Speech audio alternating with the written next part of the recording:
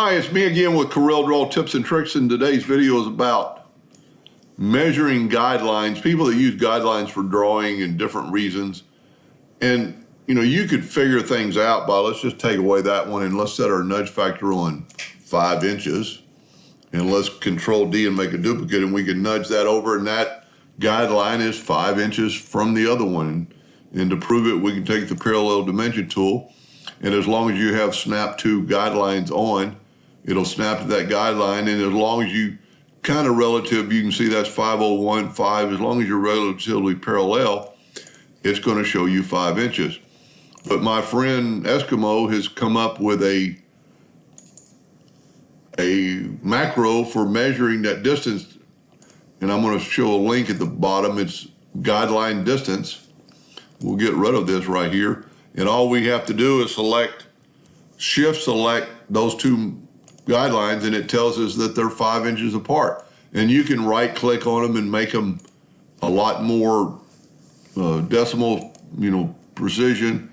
You can hide, copy it, units. You could change it to inches, to pixels, to points, to millimeters, or whatever you want to do.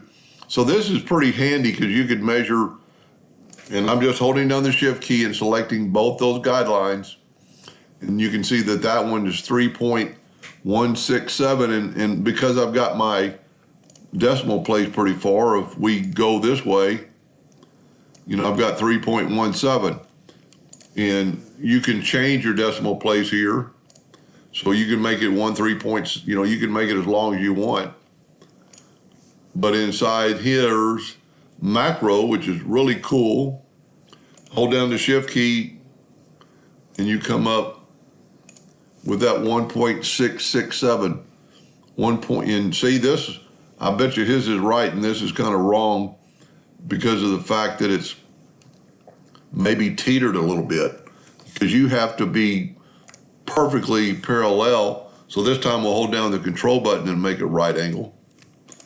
And you can see it's 1.67 or 1.3, can't even talk, 3 point.